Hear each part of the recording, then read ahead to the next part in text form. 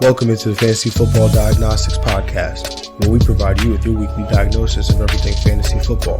Whether it's season-long leagues, dynasty, DFS, or sometimes even IDP, we got you covered all year long.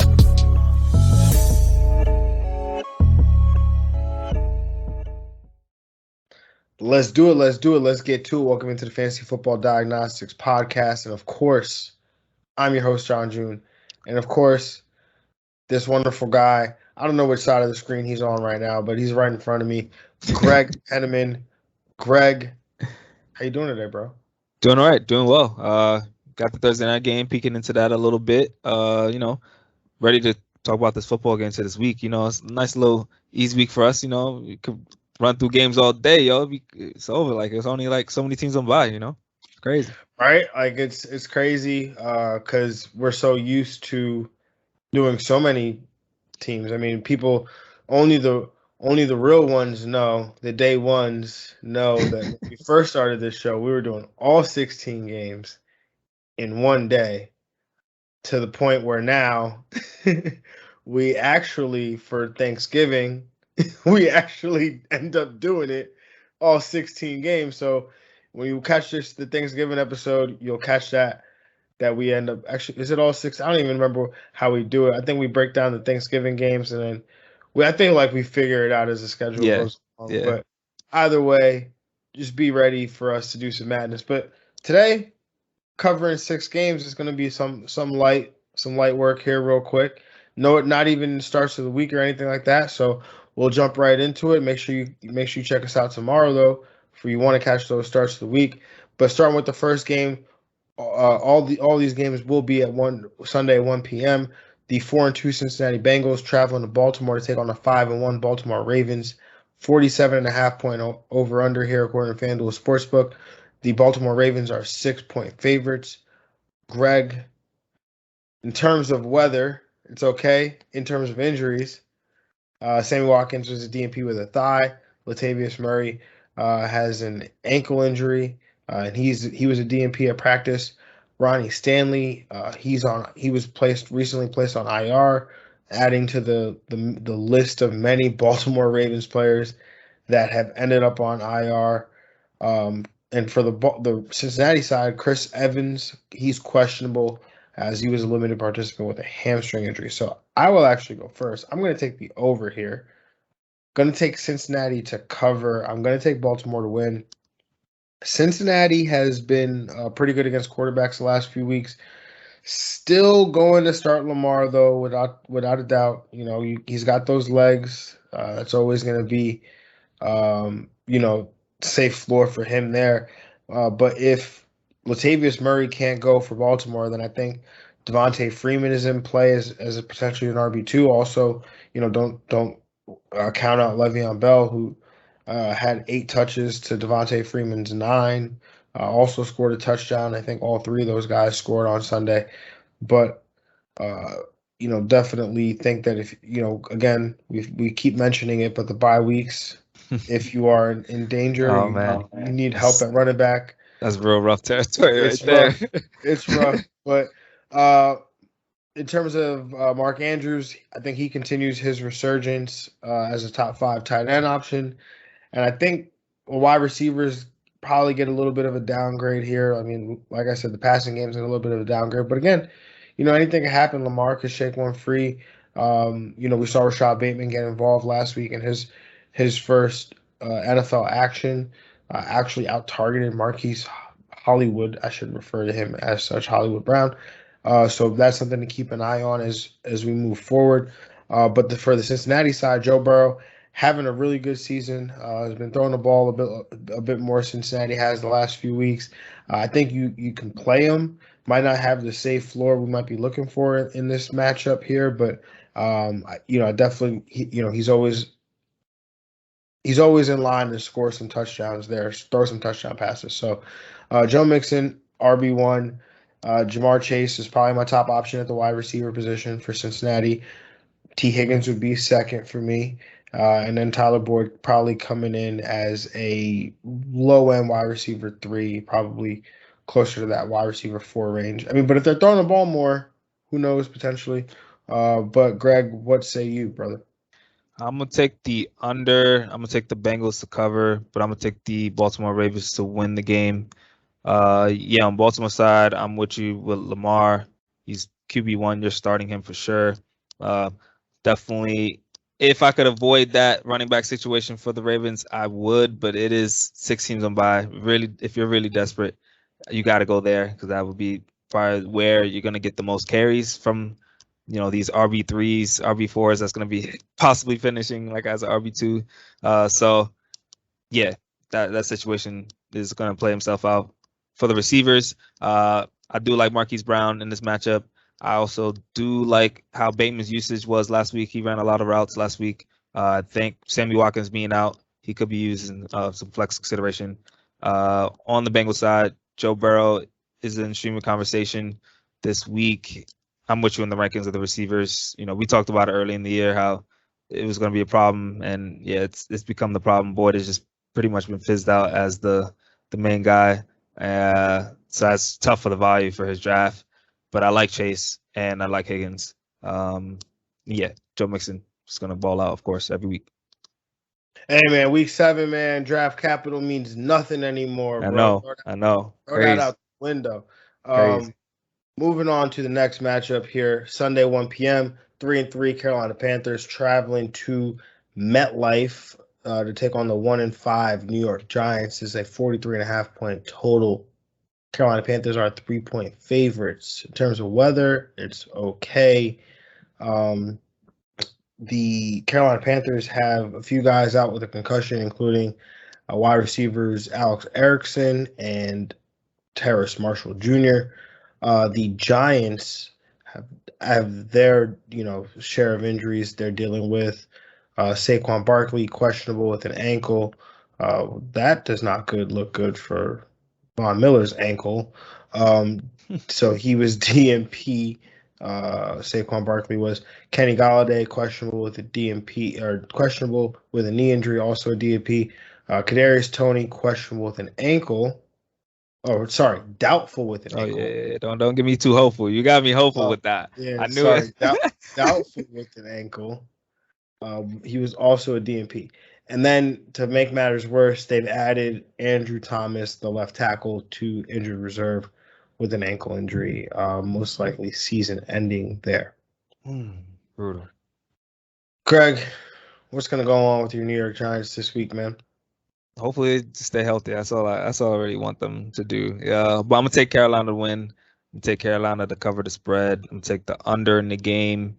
I do love Sam Darnold in this matchup. It's low in QB1. I think for me, Chuba Hubbard definitely a top 20 option with some RB1 upside. He's running a lot more routes as well. Had a season high of 18 last week. Had the season high of snap share last week as well. He's been in a great matchup against this Giants rush defense. It's a good spot for him.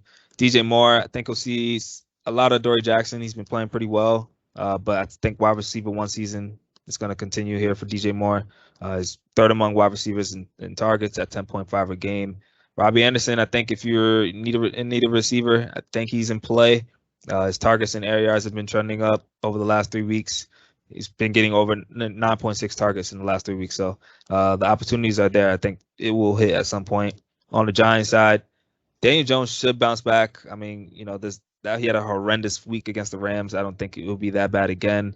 Better matchup. So I think he's playable as a QB2. Should expect to see 15 touches from Devontae Booker.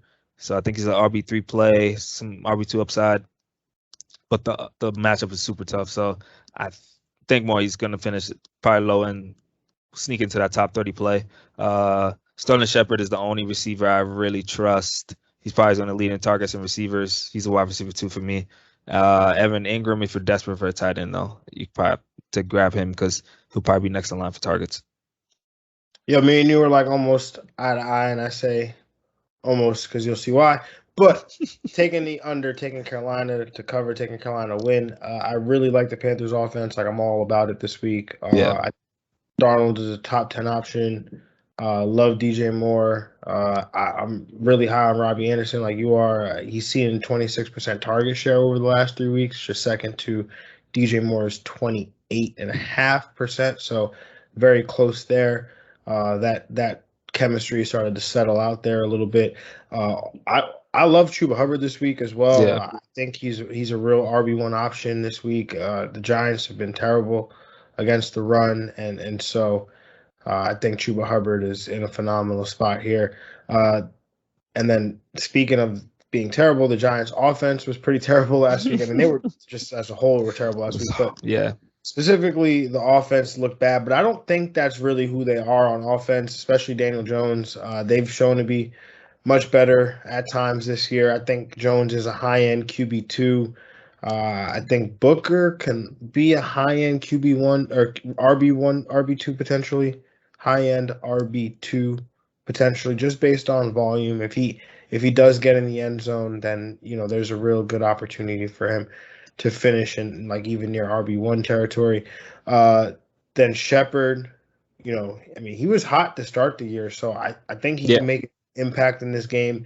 His second game back, coming back from injury, so I think Sterling Shepard can make his impact felt here. And I agree with you. Evan Ingram is a desperation tight end option this week. Yeah. Greg, moving on to the Washington football team taking on the Green Bay Packers in Lambeau. This is a 48.5 point total. The Green Bay Packers are 9.5 point favorites. In terms of injuries, the weather is okay in this game. Green Bay on the injury front is okay. Washington, Antonio Gibson, he's missed some practice, was limited in practice with a shin injury. Terry McLaurin's questionable with a hamstring, limited participant in practice with that injury as well.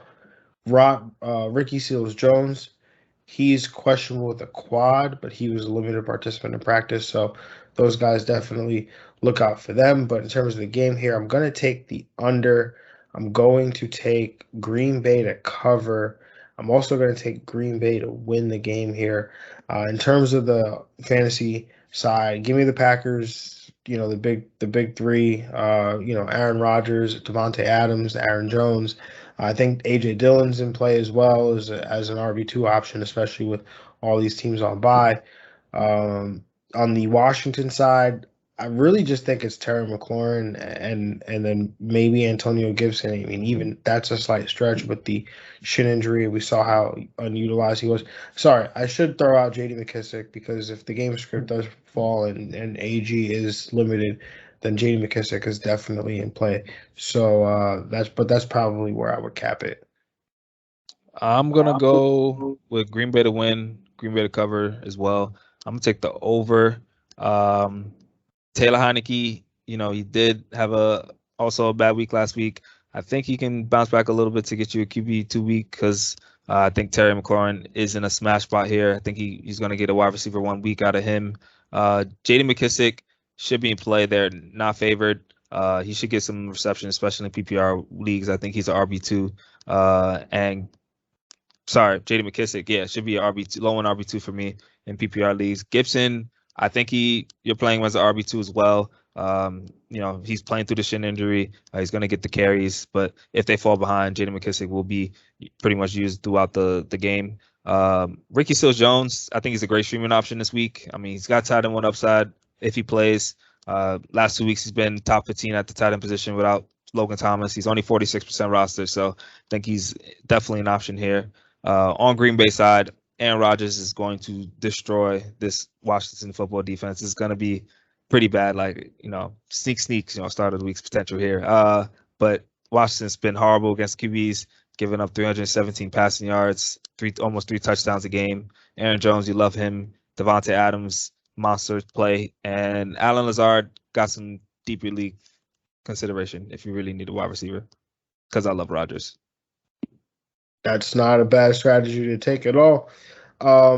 Moving on to this next game, probably the most interesting game on this slate. I don't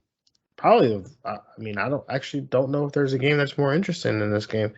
But we've got the 3-3 Kansas City Chiefs traveling to Tennessee to take on the 4-2 Tennessee Titans. This is a 56.5 total. The Kansas City Chiefs are 5.5 point favorites here.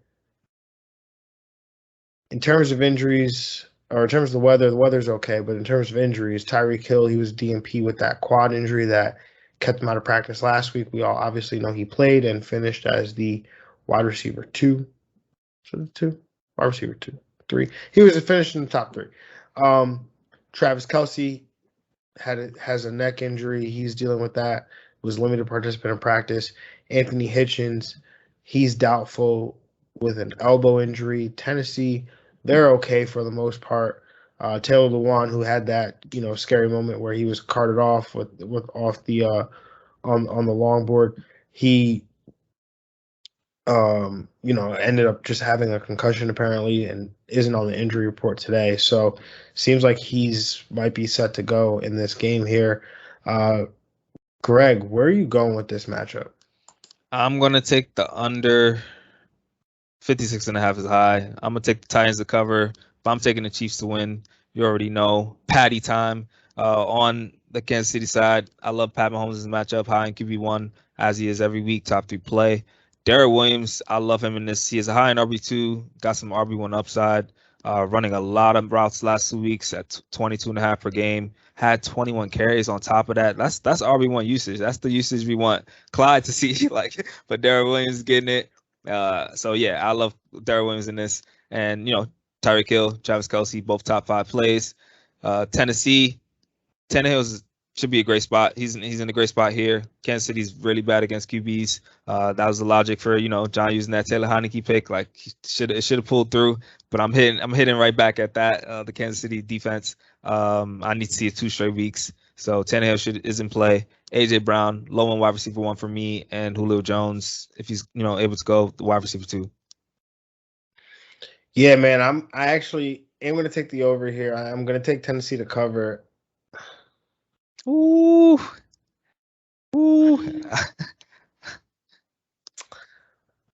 Oh man, I have Kansas City on this thing, but I want to switch it. I'm just gonna switch it. We're gonna go Tennessee to win.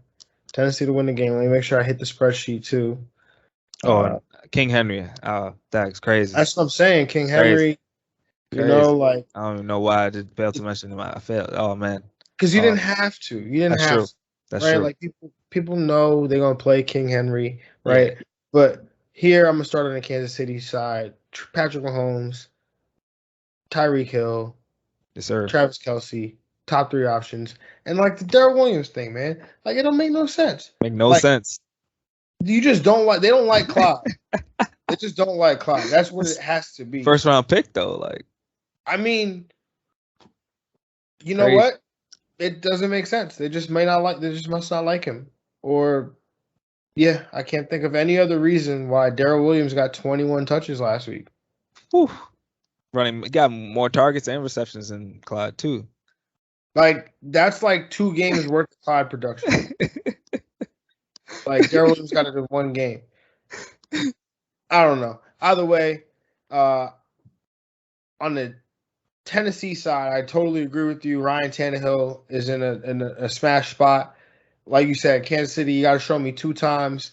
But either way, I like it either way because AJ Brown is getting healthy. Mm-hmm. Julio Jones is getting healthy. So this is getting better around Ryan Tannehill. I think I said that a couple weeks ago on here. So Derrick Henry, King Henry.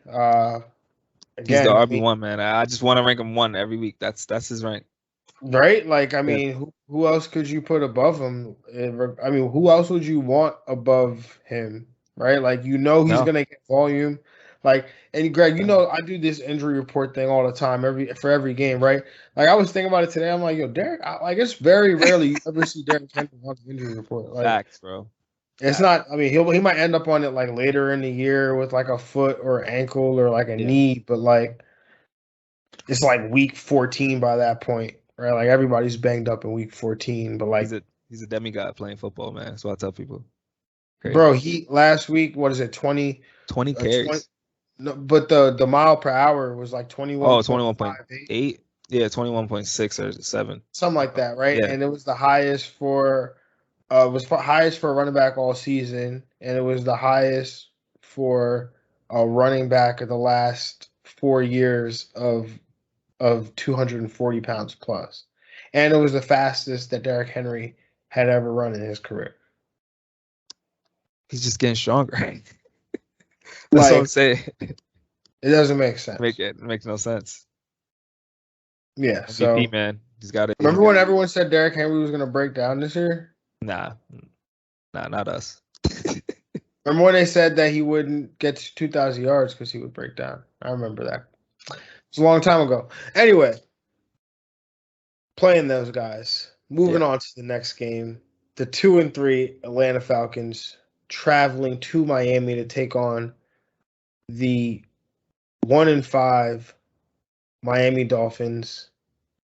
This is a 47.5 point total. The Atlanta Falcons are 2.5 point favorites. Might as well call this the Magic City Showdown. 56% chance of rain in this game.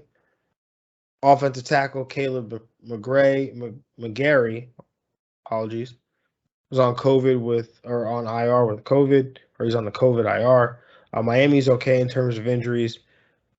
I'm going to take the over here. I'm going to take Atlanta to cover, taking Atlanta to win here. Cordero Patterson absolutely must start, whether it's at running back, wide receiver, like wherever you want to put him. Just put him in the lineup. Please.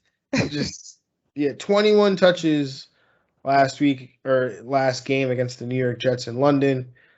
I mean, look, he's the kind of guy where if Mike Davis goes down, you got an RB1. If Calvin Ridley goes down, you got an RB1. Like a wide receiver one, whatever you want to call him. Yep. But even regardless, he's going to be involved in this offense, so he's a must start. Calvin Ridley, wide receiver one option this week.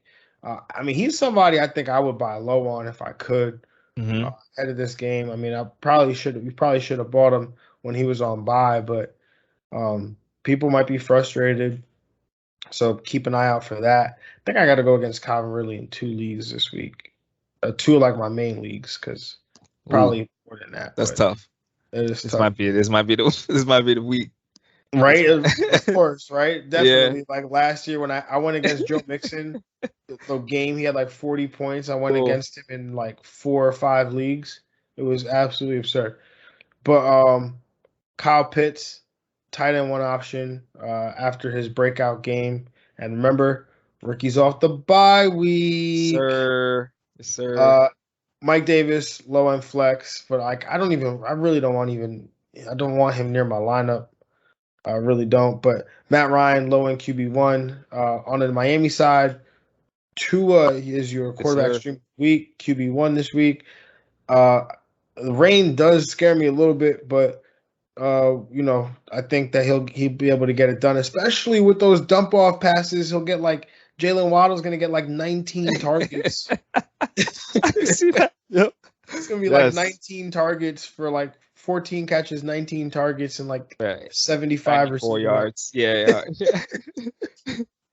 But he's the top option in this offense this week. There was the top option. I guess he's the top option in the offense. And then Mike Gesicki, tight end one option. Myles Gaskin, I don't want him. I'd rather walk. I don't need the gas. It's cool. Even in the bye weeks, woo. For me, I'm going to take the under. I'm going to take the Atlanta Falcons to cover. I'm going to take the Falcons to win. On Atlanta side, I'm with you. QB1 play. He's got 2 straight QB1 weeks coming off a season high in yards in week 5 and had 4 touchdowns against Washington in week 4. You got to keep riding that Cordell train until the wheels fall off, man. Like, he had granted that, the Falcons had a lot of injuries, but before that bye against the Jets, had the season high in all the usage categories you need: snap share, carries, routes, targets. So all that he was doing before was just on very low usage. Now he's getting usage with that. It's over. Like, just Cardell's going to eat. Calvin Ridley smashed right here. I think he's going to blow up, actually. And Kyle Pitts, tight end one season is here. On Miami side, I love Tua. Stream of the week. Getting it to Jalen Waddle and Mike Gesicki. I can't pull the trigger on Myles Gaskin too. I was just even with the bye weeks, man. I can't do it. Wait, Drew Lock is going in? Oh man. Oh no, he's not. He just had his helmet on. I was curious. That's why he had his helmet on. But yeah, no Miles Gaskin. I don't want it. I don't want it. Moving on to this last game that we will cover today, are the 1 p.m. games. The 1-4 New York Jets traveling to Foxborough to take on the 2-4 New England Patriots. This is a 42.5 point total. The New England Patriots are 7-point favorites. In terms of the weather, we'll be okay here. CJ Mosley, in terms of the injuries for the Jets, he was a DNP with a hamstring injury. So did not participate in practice on Wednesday. So probably looking like he may not play in this game. No, Drew Lock is going in. New England is mostly okay. I mean, everyone's questionable, which makes me think that it's just, find the guy who is injured in the injury report. And I'm sorry, guys, I'm not going to do that. But in terms of the injuries here, or in terms of the game here, I'm going to take the over. I'm going to take the Jets to cover. I'm going to take the Jets to win. I didn't want to take the Jets to cover, and then I thought about like how every time I do that, they end up covering. So I think this is the week that I have to pick them if I'm just going off the initial instinct, which was that they wouldn't. But anyway, in terms of the game here, wow, in Foxborough. I know, it's crazy. But this is the second game, right? Like, I don't know, man, it's crazy, but it could be like 6 points. Like, what if they miss an extra point, But anyway. That's true. Anyway, I am going to take Hunter Henry as possibly he's a tight end one option, I think, in this matchup here against the Jets. Damian Harris and Ramondre Stevenson are both in play, RB1 and RB2s respectively for the Jets. Michael Carter is we saw him get more volume in the last game against Atlanta. Really led that backfield in touches and opportunities, and even scored a touchdown.